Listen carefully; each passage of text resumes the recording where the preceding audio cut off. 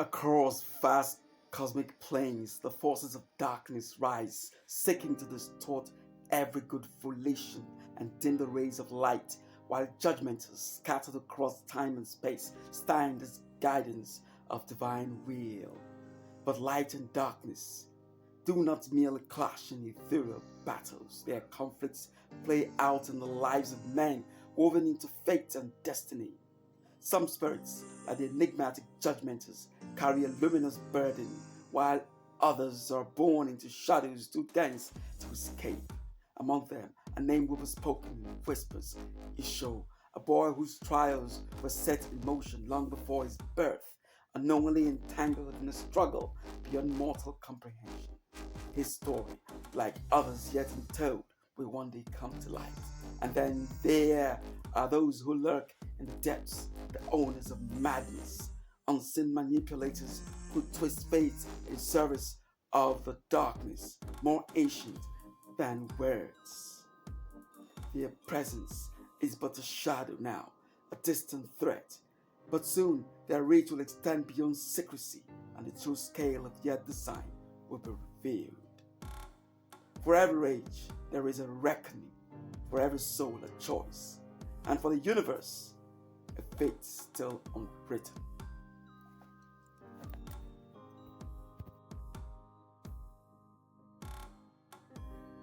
The annals of mythology and spiritual history bear witness of a disheartening truth.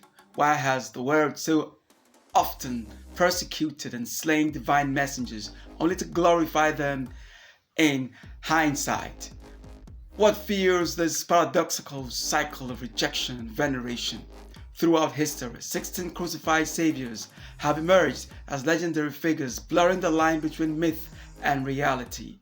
These tales frequently recount betrayals by close confidants, leaving truth-bringers despondent and frustrated as humanity's inability to comprehend their messages. Some messengers resorted to speaking in parables and illustrations, hoping that these memorable stories would eventually be deciphered by future generations. The promise of their return often hinged on the hope that humanity would evolve into a more understanding and receptive race. However, the darkness, the absence of an anchorage of the primordial light, has perpetually overshadowed humanity, thriving on mankind's surrender to base desires.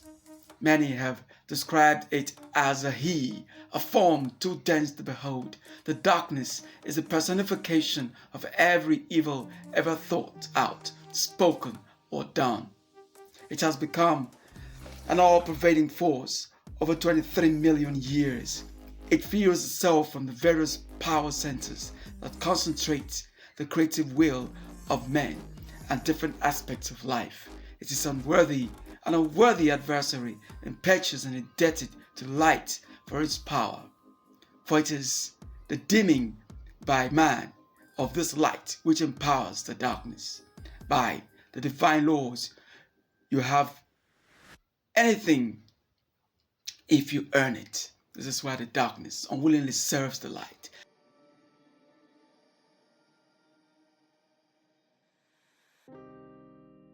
Darkness has relentlessly opposed the chosen ones, the light bringers, from the moment man abandoned upward striving and spiritual development. When an envoy of the light emerges, the darkness hisses and recoils, seeking to extinguish the piercing rays of truth. The immutable laws dictate that the dense and heavy cannot ascend, whereas the light can only shine through beings capable of embodying it. Thus, divine emissaries descend into the darkness, striving to rescue mankind despite the inherent peril. The chosen ones have always been the darkness's greatest adversaries.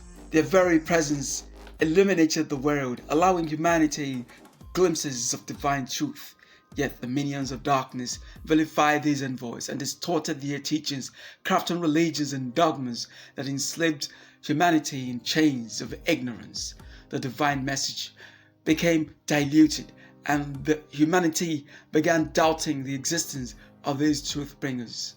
One such envoy, the judge of mankind, once worked among men. From bitter past experiences, he chose to reincarnate with thick spiritual veils to remain unnoticed until the appointed time.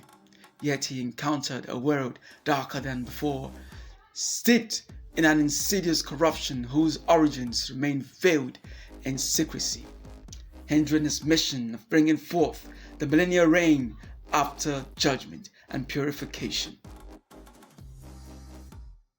Within his veiled form, the Outborn, the pure God core, meant to dispense light to the called ones worldwide, anchoring divine truth into the fabric of existence. However, when the light sought willing receptacles, it found most of the called ones closed, forcing it to return to its source, consuming the body, the earthly cloak of the Outborn One. In the grand scale of justice, humanity was found wanting. Annihilation loomed. But for the sake of a few whose prayers reached the luminous heights, divine love intervened in ways unfathomable, shrouding its true form and leaving mankind to ponder the depths of his mercy. To avert total failure, 144,000 spirits vowed to return to the material universe of Ephesus, becoming hollow vessels through which light could permeate involuntarily. The spirits, known as Judgementers, committed themselves to shielding the Outborn One and remaining opposed to the wiles of the darkness.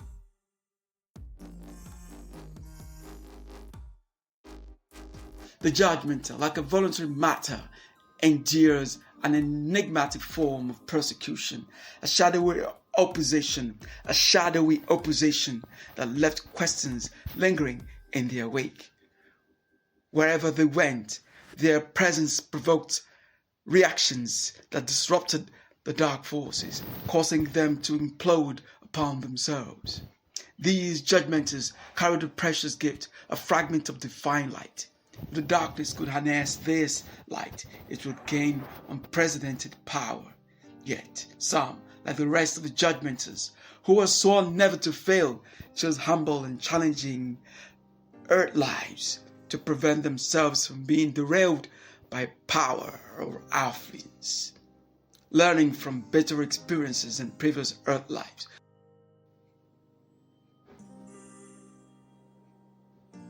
as for suffering, a Judgementer's path is marked by trials and fulfillment, a necessary purification to fulfill their mission. Without religion, dogma, or earthly insignia, Judgementers remain enigmas to the world. Many servants of the darkness have crossed close paths with them. Many, before recognition, have in their search for answers to a longing which left them restless, have been members of many an occult society.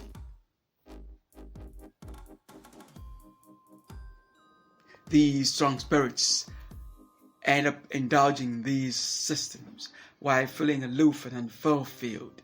Their only spiritual practice is to ennoble their work, whether in art, leadership, or labor. Secret messages are sent through celestial channels to guide them. These messages, sent through a channel, are often veiled in lunar radiations that only a Judgementer's channel can decipher. One young Judgementer, Isho, was born to a family where his trial started as a toddler. The man who raised him as a father, one of the owners of madness, saw something in him. Kokba made Isho ingest all manner of defiling charms to block Isho's light from shining forth. Little did he know that this would lead to the internal struggle that would mature Isho's spirit to enter his true purpose on earth. As the boy grew up, Kokba knew he could not fight the little Judgementer alone, so he gave him a portion to alter his blood radiations. That way, every servant of the darkness, upon beholding Isho, would identify and attack him.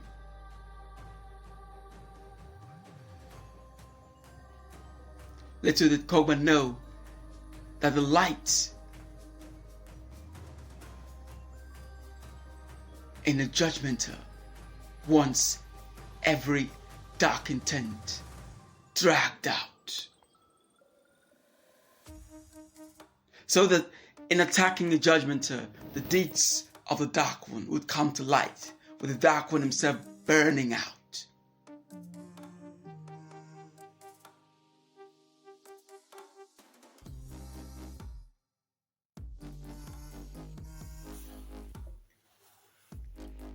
Lily, a profoundly gifted young woman and a radiant human spirit, was among the rare Judgementers who came into direct contact with the Outborn One during one of his earthly sojourns. Their meeting was not by chance but by a design greater than human understanding, for the forces of darkness gained an alarming momentum, and the called ones, those entrusted with a sacred duty, had abandoned their post, their resolves shattered, their vigilance waning. The Outborn One, sensing the perilous shift, beheld with sorrow how the darkness had begun to exploit divine radiations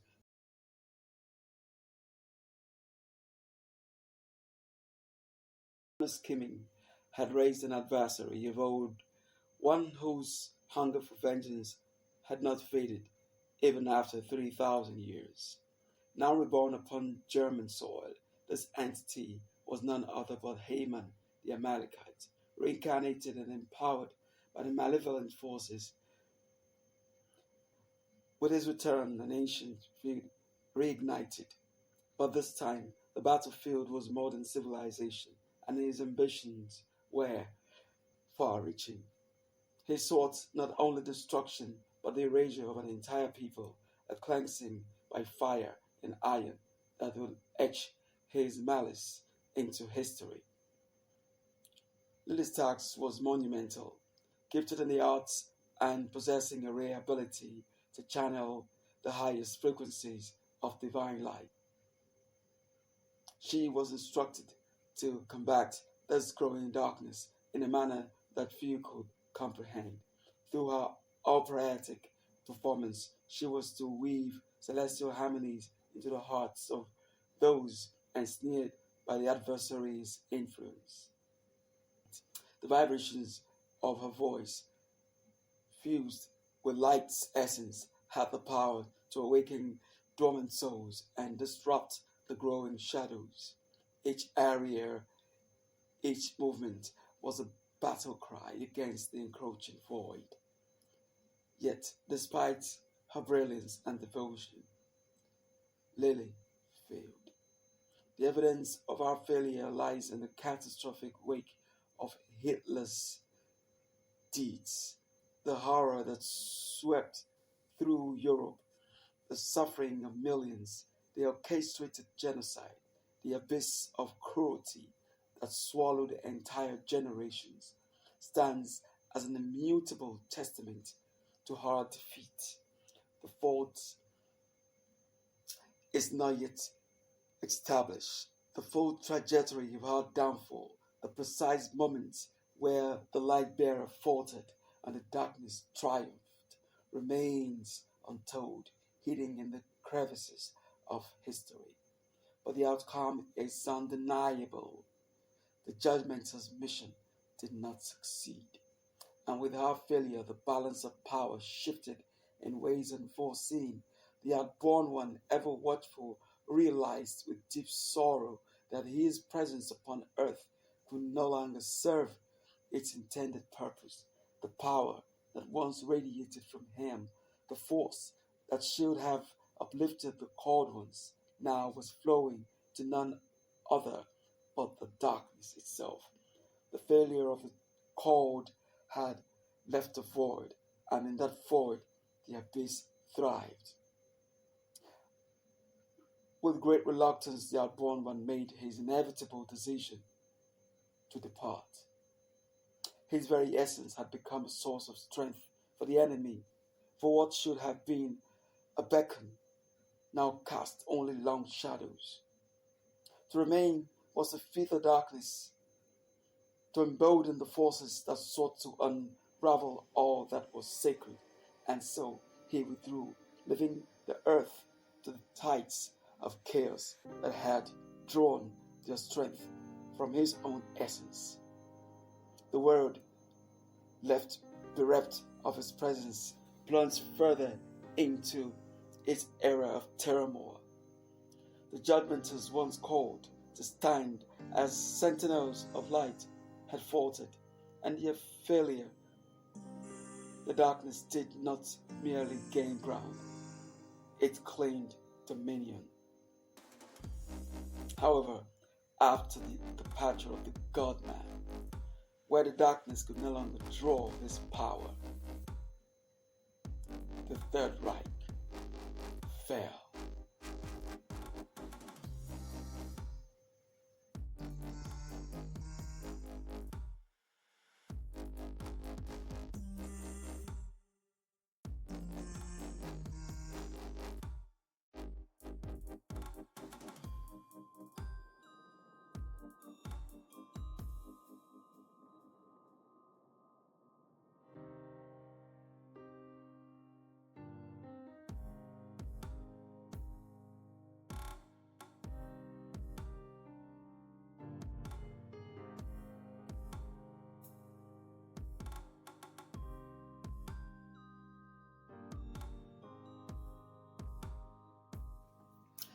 The birth of a judgmenter may appear ordinary, yet beneath the surface is anything but so. A judgmenter's arrival into the world is intricately woven into the unseen threads of fate, and their mother is no ordinary woman. She is a strong-willed vessel, often unknowingly chosen for her resilience and spiritual fortitude. From the moment of conception, she feels an overwhelming, almost primal instinct to protect her child, an inexplicable force urging her to shield the newborn from all harm, regardless of the cost. Sometimes it is not through lineage or deliberate choice, but through a mere association with a refined soul that the judgmental spirit finds its passage into an earthly cloak, a developing fetus within the womb. This unseen connection, formed by proximity to those aligned with the light, acts as a bridge allowing the incarnating judgmenter to descend into material existence. This deep maternal wish, more than just instinct, becomes a formidable spiritual bulwark, an invisible rampart guarding the child in the fragile days of infancy. It is a protective force, not easily discerned, yet powerful enough to repel unseen dangers, shielding the judgmenter from the influence of darkness that has, from the very first breath, sought to stifle their light.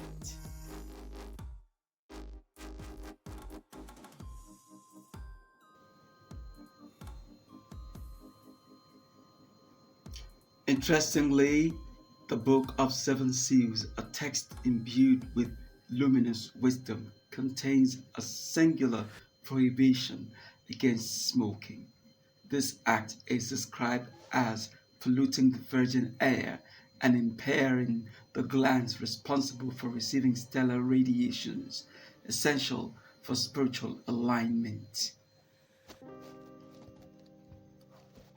Some judgementers, along with others who have encountered the Book of Seven Seals, have debated its stance on smoking, pointing out that the book does not explicitly prohibit any particular substance. They argue that in one of his earthly sojourns, the Outborn One, though not a smoker himself, had provided a smoking room in his dwelling. This, they reasoned, implied a certain neutrality on the matter. Their assumptions led to the conclusion that the issue must lie with cigarettes, citing their chemical composition and artificial additives as a source of corruption. In contrast, they praised the cigar, deeming its natural and therefore acceptable form. However, dreams and revelations soon arose, challenging this interpretation. One judgmenter, convinced of the harmlessness of medicinal herbs, chose to smoke them, believing that their purpose justified the act.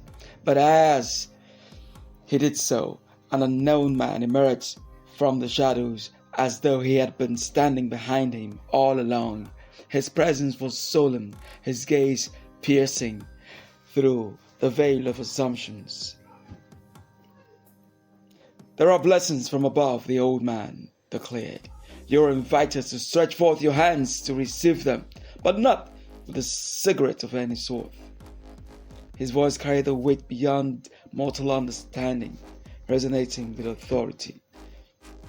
"Do not attempt this again," he warned. "The owners of madness seem to waylay you."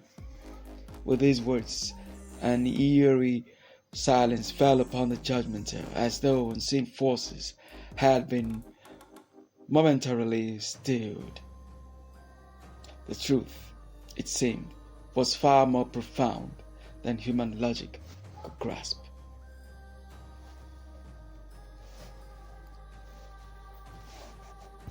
Yet, this prohibition is not imposed upon the judgementers, reflecting the divine respect for free will. And one way the darkness tried to lure the young judgementer was through peer pressure to indulge in this pastime. That way, as they say, the judgementer is entangled with a love to redeem, especially if the smoking is done outdoors. Being open by nature, the reciprocal action hits and overwhelms the judgementer, casting him into a world of bewilderment. Only if such a person would listen to his spiritual helper could he realize that for one sworn to serve, smoking is one of the worst evils done.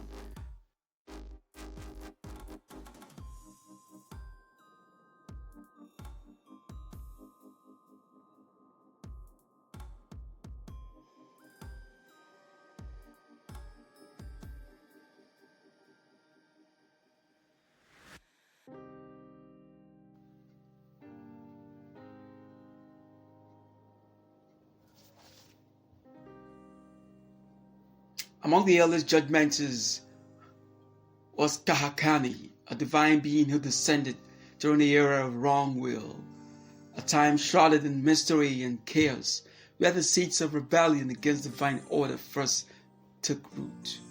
The full extent of this era's impact remains untold, leaving lingering questions that demand answers in their own time.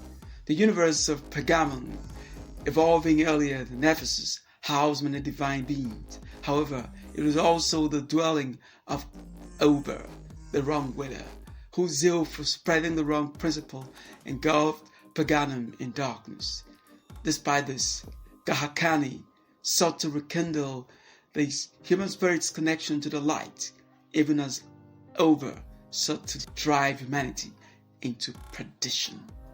Not all who descended into the material world with Ober succumbed to the wrong will. Those who remained loyal to the light prayed for redemption and were granted the grace of becoming judgementers. Their return brought a final reckoning to Pergamon, leading to its ultimate disintegration.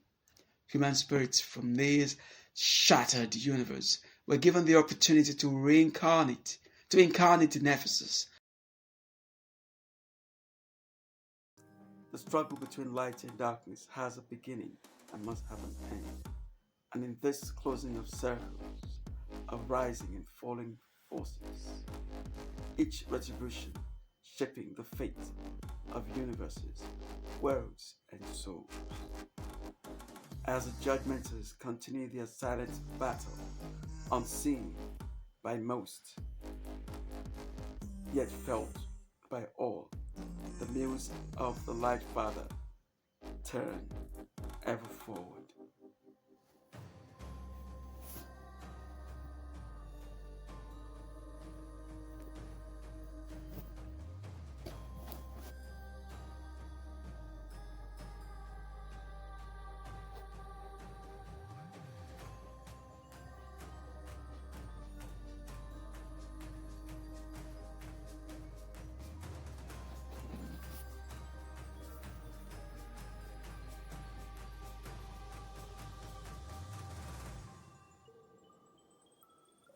There are names still whispered in secret, events yet untold, and fates still unwritten.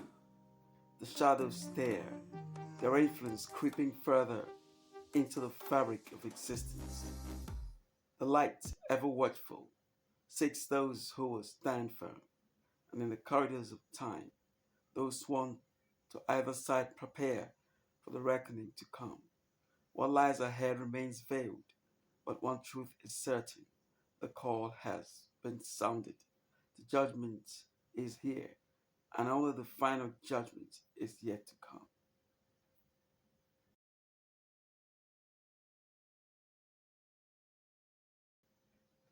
Subscribe to this channel, leave your comments below. For any questions, I shall seek clarity. By hitting the link below to buy a book today, you support this channel.